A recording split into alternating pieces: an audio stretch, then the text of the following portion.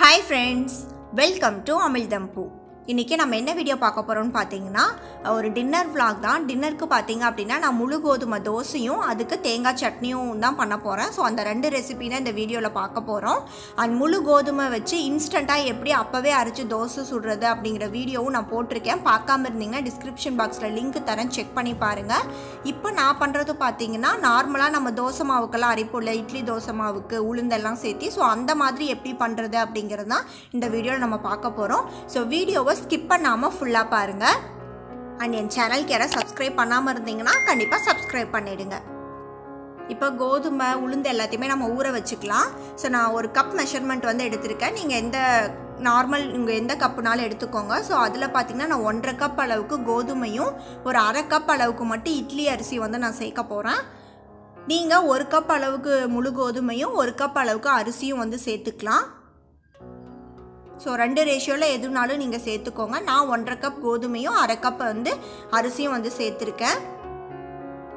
So இப்போ உளுந்தும் வந்து அதே மாதிரி நம்ம மெஷர்மென்ட் சேர்த்துக்கலாம். சேம் அதே கப்ல பாத்தீங்கன்னா 2 கப் அளவுக்கு நம்ம கோதுமை அரிசி எடுத்துறோம் இல்லையா டோட்டலா. சோ அதுக்கு 1/2 கப் அளவுக்கு உளுந்து கரெக்ட்டா இருக்கும். அது கூட ஒரு 1/2 ஸ்பூன் அளவுக்கு வெந்தயமும் சேர்த்திருக்கேன். சோ இந்த ரெண்டுமே நல்லா வந்து கழுவி எடுத்துக்கலாம். கோதுமையில கொஞ்சம் அழுக்கு இருக்க மாதிரி இருந்துச்சுனா எக்ஸ்ட்ராவா இன்னும் 2-3 தடவை சேர்த்து வந்து அதை நல்லா கழுவி எடுத்துக்கோங்க. இப்போ நல்லா கழுவியாச்சு. இப்போ உளுந்து அதே மாதிரி கழுவி எடுத்துக்கலாம். சோ இந்த ரெண்டுலயுமே பாத்தீங்க அப்படினா தண்ணி ஊத்தி நான் நைட் தான் இத ஊற வைக்கிறேன். சோ நைட் ஃபுல்லா இத ஊறட்டும், காலையில நம்ம வந்து அரைச்சுக்கலாம்.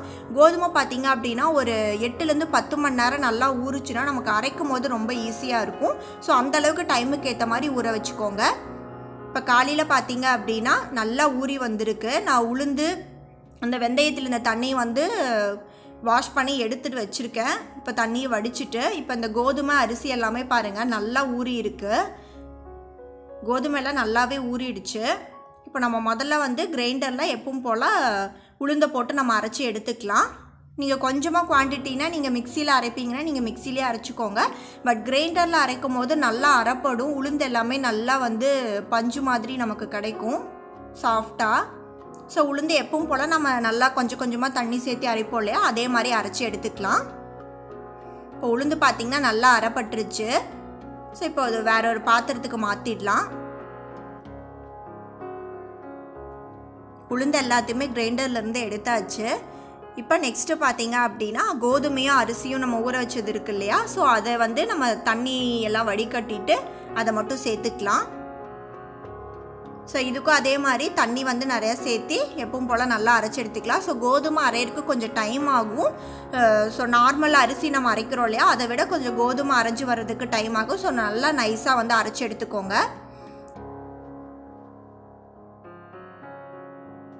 மாவு பார்த்தீங்கன்னா நல்லா நைஸாக அரைச்சாச்சு.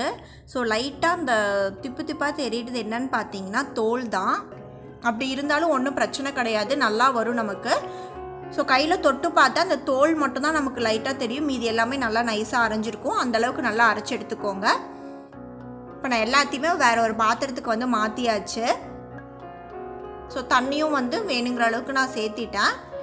ஸோ இப்போ இதுக்கு மாவு வந்து புளிக்க வைக்கணும் இல்லையா ஸோ அதுக்காக நான் வந்து கொஞ்சமாக உப்பு சேர்த்துக்கிறேன். உப்பு சேர்த்துட்டு கையை வச்சு நல்லா கலந்துக்கோங்க. அப்போ தான் வந்து ஈவனாக ஒரே மாதிரி நல்லா மிக்ஸ் ஆகும். அந்த உளுந்து நம்ம அரைச்சிருக்க கோதுமை அரிசி எல்லாமே வந்து ஒன்றா நல்லா மிக்ஸ் ஆகும். ஸோ கையை வச்சு இந்த மாதிரி நல்லா வந்து ஒரே மாதிரி மிக்ஸ் பண்ணி எடுத்துக்கோங்க.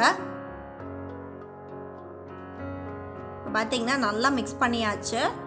இதை வந்து இப்போ நான் காலையில் அரைச்சிருக்கேன். ஸோ நைட்டு தான் வந்து நான் தோசை ஊற்ற போகிறேன். ஸோ இது வந்து ஒரு 6லேருந்து 8 மணி நேரம் நல்லா மாவு புளிக்கட்டும். இப்போ நைட்டு பார்த்தீங்க அப்படின்னா மாவு நல்லாவே புளிச்சு வந்திருக்கு.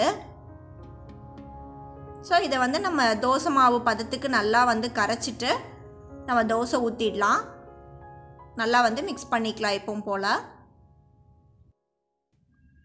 தோசை மாவு பார்த்தீங்கன்னா ரெடி பண்ணியாச்சு. ஸோ தோசை ஊற்றுறதுக்கு முன்னாடி சட்னி எப்படி பண்ணுறதுங்கிறத பார்த்துடலாம். ஸோ தேங்காய் சட்னிக்கு பார்த்தீங்க அப்படின்னா ஒரு மீடியம் சைஸில் இருக்க தேங்காயில் ஒரு 1/2 மூடி தேங்காவை நான் துருவி எடுத்து வச்சுருக்கேன். ஸோ தேங்காய் வர தேங்காவாக இருக்கக்கூடாது, ரொம்ப இலசாவும் இருக்கக்கூடாது. ஸோ கொஞ்சம் மீடியமாக இருக்கும் இல்லையா ஸோ அந்த மாதிரி தேங்காவை எடுத்துக்கோங்க. அப்போ தான் சட்னி நல்லாயிருக்கும். அதுக்கு காரத்துக்கு நான் ஒரு பச்சை மிளகா சேர்க்குறேன். நீங்கள் உங்கள் காரத்துக்கு ஏற்ற மாதிரி எவ்வளோ வேணால் சேர்த்துக்கோங்க. 1 இன்ச் அளவுக்கு இஞ்சியை குட்டி குட்டியாக கட் பண்ணி வச்சுருக்கேன். கொஞ்சமாக கருவேப்பிலை சேர்த்துக்கோங்க. ஒரு 2 பல் வந்து சின்ன வெங்காயம் வந்து கட் பண்ணியிருக்கேன். அதுக்கப்புறம் ஒரு பெரிய பல் பூண்டு வந்து கட் பண்ணி சேர்த்துருக்கேன். கடல பார்த்தீங்க அப்படின்னா சின்ன ஸ்பூனில் ஒரு 3 ஸ்பூன் அளவுக்கு சேர்த்துருக்கேன். கொஞ்சம் கம்மியாகவே சேர்த்துக்கோங்க, அப்போ தான் சட்னி நல்லாயிருக்கும். இதுக்கு தேவையான அளவுக்கு உப்பும் சேர்த்துக்கலாம். இல்லை கொஞ்சமாக தண்ணி ஊற்றி இதை அரைச்சி எடுத்துக்கலாம். அரைக்கும் போது பார்த்திங்கன்னா ரொம்ப நைஸாகவும் அரைக்கக்கூடாது, ரொம்ப திப்பு திப்பாகவும் அரைக்கக்கூடாது. ஸோ அதுவுமே பார்த்திங்கன்னா கரெக்டாக மீடியமாக இருக்க மாதிரி அரைச்சிங்கன்னா தான் சட்னி நல்லாயிருக்கும். பார்த்திங்கன்னா சட்னி வந்து ரெடி ஆகிடுச்சு. இப்போ நம்ம வேற ஒரு பவுலுக்கு வந்து மாற்றிடலாம். கையில் நீங்கள் தொட்டு பார்த்தாவே தெரியும், ரொம்ப நரன்னு இருக்காது, நைஸாகவும் இருக்காது. ஸோ அந்த மாதிரி அரைச்சி எடுத்துக்கோங்க. இப்போ இதில் வந்து நம்ம தேவையான அளவுக்கு கொஞ்சம் தண்ணி ஊற்றி சட்னி வந்து கரெக்டான கன்சிஸ்டன்சிக்கு வந்து கொண்டு வந்துக்கலாம். இப்போ இதுக்கு தாளிப்பு கொடுத்துடலாம். நம்ம தாளிப்பு கொடுக்கறதுக்கு நான் பேன் வந்து வச்சுருக்கேன். ஸோ சூடானதுமே ஒரு ஸ்பூன் அளவுக்கு எண்ணெய் சூடானதுமே பார்த்தீங்கன்னா கடுகு சேர்த்திக்கோங்க. கடுகு நல்லா பொரியட்டும். கடுகு நல்லா பொரிஞ்சதுக்கப்புறமா ஒரு 1/4 ஸ்பூன் அளவுக்கு உளுந்தப்பருப்பு, கடலைப்பருப்பு சேர்த்திக்கலாம். ஸோ அந்த ரெண்டுமே வந்து எண்ணெயில் கொஞ்சம் பொரியட்டும்.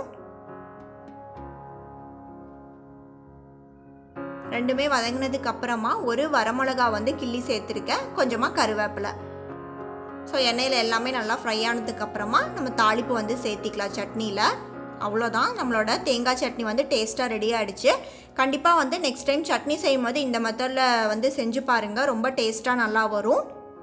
ஸோ நெக்ஸ்ட் இப்போ நம்ம வந்து கோதுமை தோசை வந்து எப்படி வருதுங்கிறத பார்க்கலாம். நான் அதுக்கு அடுப்பில் தோசைக்கல் வச்சுருக்கேன். சூடானதுமே பார்த்திங்க அப்படின்னா எண்ணெய் வெங்காயம் வச்சு தேய்ச்சிட்டேன் முதல்ல. இப்போ நம்ம வந்து தோசை ஊற்றிடலாம். ஸோ நல்லா நைஸாகவே தேய்ச்சிக்கோங்க, நல்லாவே தோசை ஊற்ற வரும் நமக்கு மாவு.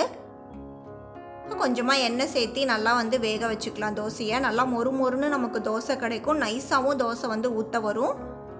இப்போ திருப்பி போட்டு அடுத்த சைடும் அதே மாதிரி நம்ம நல்லா மொறுன்னு குக் பண்ணி எடுத்துக்கலாம்.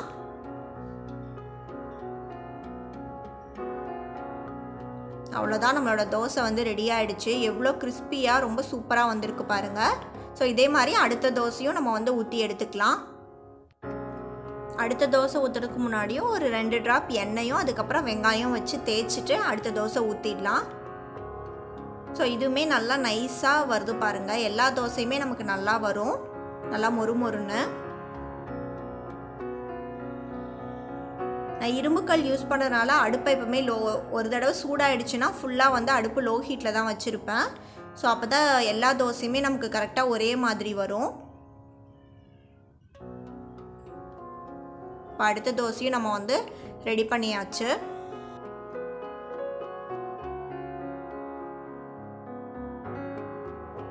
அவ்வளோதான், நம்மளோட ஹெல்த்தியான டின்னர் வந்து ரெடி பண்ணியாச்சு. முழு கோதுமை தோசையும் அதுக்கு பார்த்திங்க அப்படின்னா தேங்காய் சட்னி, அதுக்கப்புறம் மத்தியானம் பார்த்திங்கன்னா முருங்கைக்காய் சாம்பார் வச்சுருந்தேன். ஸோ அது கூட தான் நான் வச்சு சர்வ் பண்ண போகிறேன். ஸோ என்னோட இந்த 2 ரெசிபீஸுமே உங்களுக்கு வந்து பிடிச்சிருக்குன்னு நினைக்கிறேன். பிடிச்சிருந்தா லைக் பண்ணுங்கள், ஷேர் பண்ணுங்கள், அண்ட் எப்படி இருந்துச்சுன்னு சொல்லிட்டு கீழே கமெண்ட் பண்ணுங்கள். அண்ட் என் சேனலுக்கு யாராவது சப்ஸ்கிரைப் பண்ணாமல் பார்த்துட்டு இருந்தீங்கன்னா கண்டிப்பாக சப்ஸ்கிரைப் பண்ணிவிடுங்க. தேங்க்ஸ் ஃபார் வாட்சிங்.